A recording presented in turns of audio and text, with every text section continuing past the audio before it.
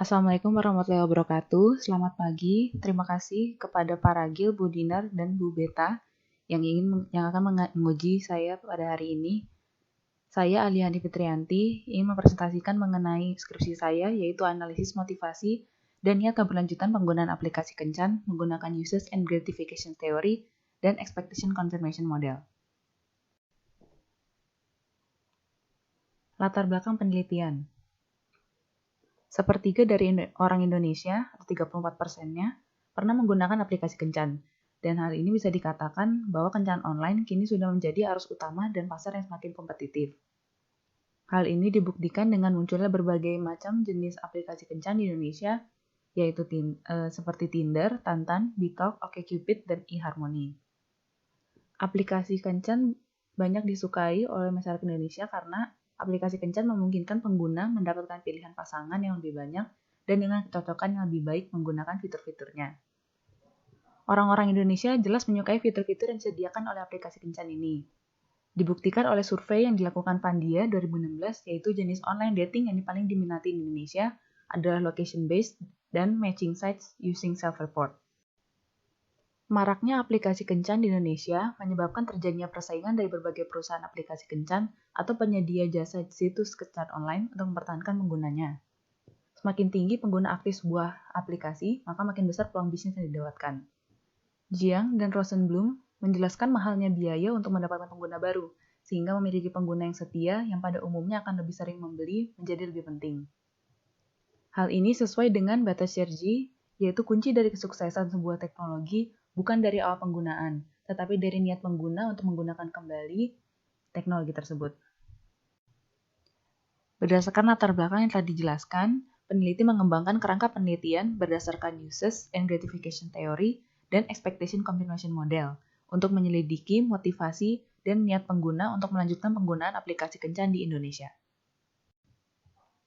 Rumusan masalah yang ingin diselesaikan oleh penelitian adalah yang pertama, apa saja motivasi masyarakat Indonesia dalam menggunakan aplikasi Kencan, dan yang kedua, faktor apa saja yang mempengaruhi niat keberlanjutan penggunaan aplikasi Kencan di Indonesia.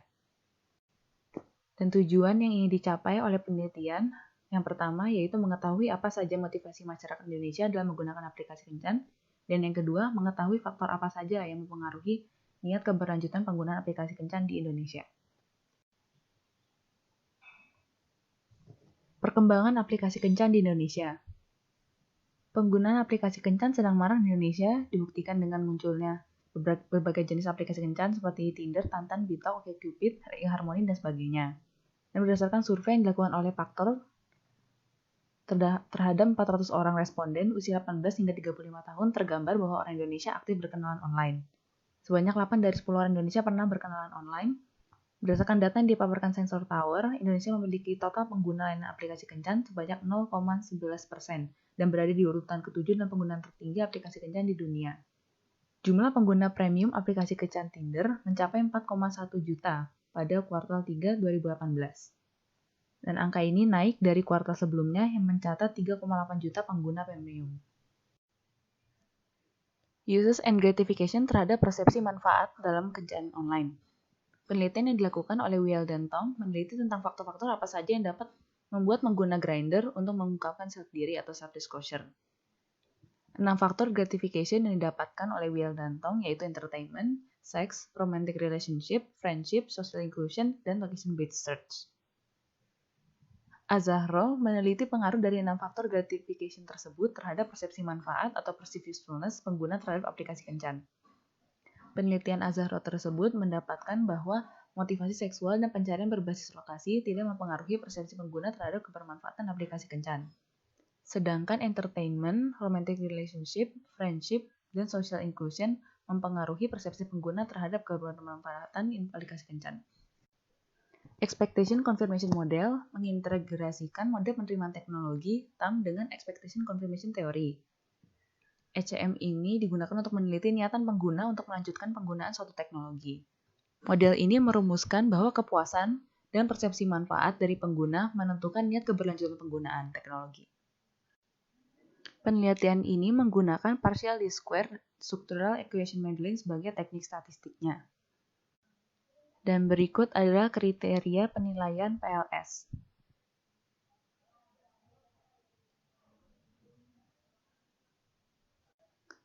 Penelitian ini didasarkan pada penelitian yang pernah dilakukan yang berguna sebagai dasar penentuan model hipotesis. Penelitian tersebut membahas mengenai uses and gratification theory dan expectation confirmation model terhadap penggunaan teknologi. Berikut adalah kajian pustaka dari penelitian terdahulu yang digunakan sebagai kerangka dari penelitian ini.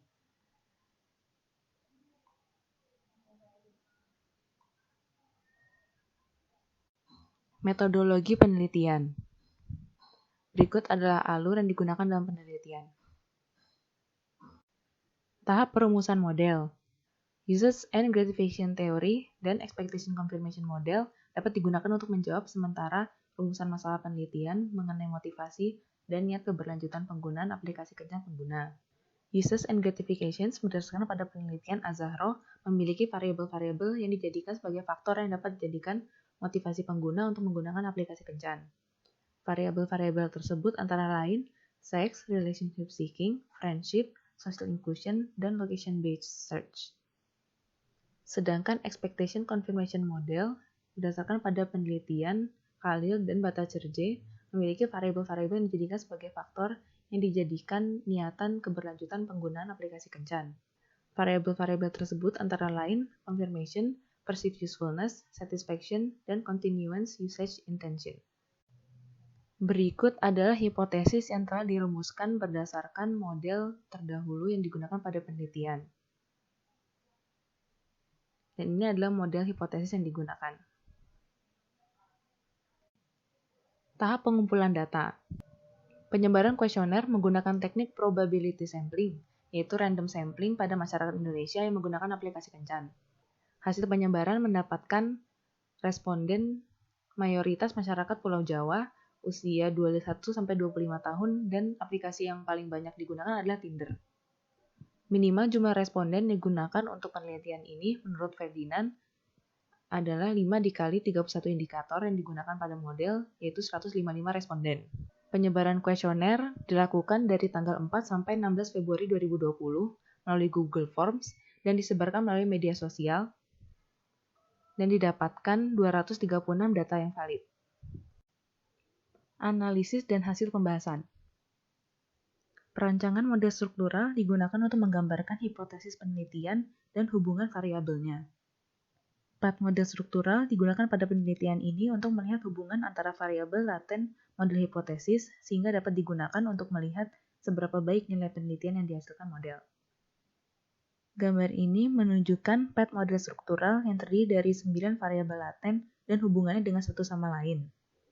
Variabel laten yang ditunjukkan pada gambar yaitu relationship seeking atau RS, social inclusion atau SI, sex atau SX, friendship FS, location based search LBS, confirmation CO, satisfaction SA, perceived usefulness PU, dan continuance usage intention CI. Model pengukuran digunakan untuk merepresentasikan hubungan antara variabel laten dengan indikatornya. Model yang dihasilkan pada perancangan model pengukuran ini disebut path model pengukuran. Variabel dalam path model struktural yang telah dibuat lalu dihubungkan dengan indikator-indikatornya. Indikator berisi data kuesioner yang telah diisi oleh responden berdasarkan pernyataan pada instrumen penelitian yang telah disebutkan sebelumnya. Setelah perancangan model struktural dan pengukuran dibuat, lalu dilakukan estimasi model terhadap path model yang telah dibuat tersebut. Estimasi model dilakukan dengan melakukan PLS algorithm, bootstrapping, dan blindfolding pada aplikasi Smart PLS.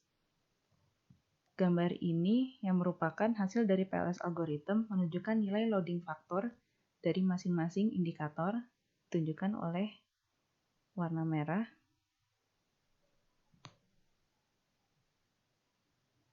Nilai R-square dari variabel laten endogen dan ditunjukkan warna ungu.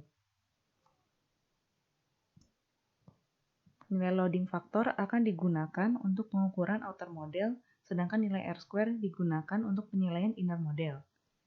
Selain nilai loading factor dan R-square, PLS algorithm juga menghasilkan nilai lain yang akan digunakan untuk pengukuran outer model. Nilai tersebut antara lain average variance extracted, AV, akar kuadrat AV, cross-loading, Cronbach's alpha, dan composite reliability dari variabel laten model hipotesis. Selanjutnya, PET model dihitung menggunakan bootstrapping dengan jumlah subsampel dan level signifikansi sebanyak 5.000 dan 0,05. Gambar ini menunjukkan hasil bootstrapping berupa nilai tes statistik inner model yang ditunjukkan oleh warna merah. Selain nilai tes statistik, bootstrapping juga menghasilkan nilai lain yang akan digunakan untuk pengujian hipotesis. Nilai tersebut yaitu PET coefficient dan p-value dari variabel laten model hipotesis. Nilai PET coefficient, tes statistik, dan p-value yang didapat dari bootstrapping ini akan digunakan untuk interpretasi hasil. Analisis statistik inferensial digunakan untuk membuat kesimpulan yang berlaku untuk data responden yang telah dikumpulkan. Ini berarti bahwa dari analisis statistik inferensial dapat diketahui variabel apa saja yang menjadi motivasi pengguna dan dapat mempengaruhi niatan untuk melanjutkan penggunaan aplikasi kencan mereka. Analisis ini dimulai dari model pengukuran atau author model yang terdiri dari evaluasi validitas data dan evaluasi reliabilitas data. Dilanjutkan dengan model struktural atau penilaian inner model, dan yang terakhir adalah interpretasi hasil atau uji hipotesis. Evaluasi validitas data dilakukan menggunakan dua pengujian, yaitu convergent validity dan discriminant validity. Pengujian convergent validity dilakukan dengan melihat nilai loading factor dan nilai AV. Loading factor digunakan sebagai parameter validitas karena dapat menentukan kontribusi suatu indikator terhadap variabel latennya. Suatu kuesioner dikatakan memenuhi pengujian convergent validity apabila memiliki loading factor lebih dari 0,7. Berdasarkan tabel, dapat diketahui bahwa semua indikator pada setiap variabel memiliki nilai loading factor lebih dari 0,7. Sehingga tidak perlu adanya indikator yang dihapus karena tidak mencapai kriteria penilaian PLS. Maka semua variabel dalam penelitian dinyatakan valid untuk mengukur variabelnya. Nilai loading factor pada semua variabel laten memiliki nilai yang tinggi, berarti semua indikator yang berkaitan dengan sebuah variabel laten memiliki kesamaan. Selain itu, suatu kuesioner dikatakan memenuhi pengujian convergent validity apabila memiliki AV lebih dari 0,5. AV digunakan sebagai parameter validitas karena mengukur seberapa besar variabel modul hipotesis dapat menjelaskan variansi dari indikator-indikatornya. Berdasarkan tabel, dapat diketahui bahwa semua variabel menghasilkan nilai AV yang lebih besar dari 0,5. Ini berarti bahwa masing-masing variabel pada penelitian menjelaskan lebih dari setengah dari varian indikatornya, dan varian yang dapat dijelaskan oleh variabel lebih besar dibandingkan varian errornya. Dengan demikian, semua variabel tersebut dinyatakan valid untuk mengukur variabelnya. Selanjutnya, pengujian discriminant validity dilihat melalui nilai cross-loading, dengan kriteria bahwa apabila nilai cross-loading indikator dengan variabel yang bersesuaian lebih besar dari nilai cross-loading dengan variabel lainnya dalam model, maka indikator tersebut dinyatakan valid dalam mengukur variabel yang bersesuaian. Berdasarkan nilai cross-loading pada tabel, dapat diketahui bahwa secara keseluruhan, indikator-indikator yang mengukur setiap variabel yang bersesuaian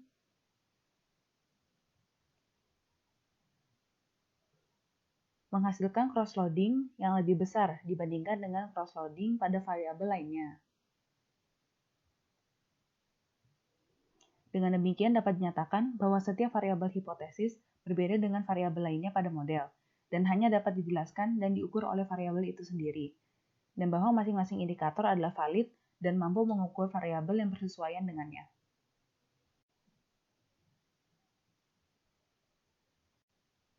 Selain itu, suatu kuesioner dikatakan memenuhi pengujian discriminant validity apabila memiliki nilai akar kuadrat AV suatu variabel dengan diri variabel itu sendiri lebih besar daripada latent variable correlations.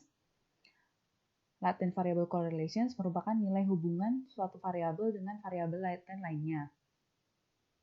Tanda merah pada tabel menunjukkan nilai akar kuadrat AV masing-masing variabel laten. Akar kuadrat AV ini lalu dibandingkan dengan nilai di baris bawahnya masing-masing atau latent variable correlation dan didapatkan bahwa nilai akar kuadrat AV dari semua variabel laten bernilai lebih besar dari laten variable correlation-nya. Hal ini menunjukkan bahwa semua variabel laten bernilai valid dan memenuhi pengujian diskriminan validity. Selanjutnya yang dilakukan adalah mengevaluasi reliabilitas data dengan mengamati nilai Cronbach's alpha dan composite reliability. Composite reliability dan Cronbach's alpha digunakan untuk mengevaluasi apakah sampel yang digunakan bebas dari bias dan apakah jawaban yang diberikan responden adalah reliable. Apabila composite reliability dan Cronbach's alpha suatu variabel bernilai lebih besar dari 0,7, maka variabel tersebut dinyatakan reliable. Kedua, nilai Cronbach's alpha dan composite reliability yang dihasilkan oleh semua variabel model hipotesis melampaui kriteria 0,7. Sehingga dapat disimpulkan bahwa jawaban yang diberikan responden terhadap semua pernyataan kuesioner dalam model hipotesis bebas dari bias, konsisten, dan reliable. Nilai R-square merupakan jumlah variansi yang bisa dijelaskan dari variabel laten endogen model hipotesis. Hasil R-square sebesar 0,67, 0,33, dan 0,19 masing-masing menggambarkan bahwa model yang dievaluasi adalah baik, moderat, dan lemah. Nilai R-square dari variabel laten perceived usefulness, satisfaction, dan continuance usage intention ini bernilai moderat karena bernilai lebih besar dari 0,33 dan lebih kecil dari 0,67 sesuai dengan kriteria penilaian PLS. Selain nilai R-square sebagai kriteria penilaian keakuratan prediktif, penelitian harus menganalisa nilai Q-square Stone-Geiser. Koefisien ini mengukur kemampuan prediktif model hipotesis atau disebut juga sebagai predictive relevance. Nilai Q-square dikatakan baik apabila bernilai lebih besar dari 0. Hasil Q-square menunjukkan bahwa variabel laten endogen perceived usefulness, satisfaction, dan continuance usage intention memiliki nilai lebih besar dari 0. Hal ini berarti bahwa variabel laten endogen tersebut mempunyai nilai predictive relevance yang baik. Nilai Q-square yang didapatkan juga menunjukkan bahwa model hipotesis akurat dan variabel yang digunakan penting untuk penyesuaian umum model. Pengujian signifikansi digunakan untuk menguji ada tidaknya pengaruh variabel laten eksogen terhadap variabel laten endogen. Nilai T statistik lebih besar dari T tabel 1,96 dan nilai p-value kurang dari 0,05 menunjukkan adanya pengaruh antar variabel sehingga suatu hipotesis dapat diterima dengan probabilitas error 5%. Sedangkan nilai koefisien atau path koefisien menunjukkan jumlah efek yang terjadi dengan adanya interaksi antar variabel. Berikut ini ada hasil bootstrapping untuk variabel laten. Penelitian menunjukkan bahwa dari 10 hipotesis yang diuji, ada 6 hipotesis diterima dan 4 hipotesis ditolak. Hasil dari pengujian hipotesis yang tidak diterima didapatkan pada hubungan signifikansi antara variabel sex, relationship seeking, social inclusion terhadap perceived usefulness, dan perceived usefulness terhadap satisfaction. Hasil pengujian hipotesis yang diterima didapatkan pada hubungan signifikansi antara variabel friendship dan location-based search terhadap perceived usefulness, confirmation terhadap perceived usefulness, confirmation terhadap satisfaction, dan perceived usefulness dan satisfaction terhadap continuance usage intention.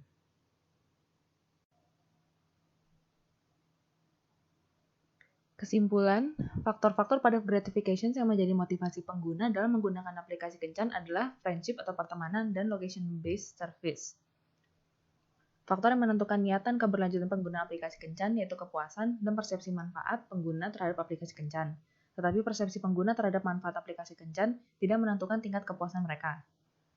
Pengguna mengandalkan kesesuaian ekspektasi awal mereka terhadap aplikasi kencan dengan pengalaman mereka yang sebenarnya untuk menentukan manfaat dan kepuasan mereka.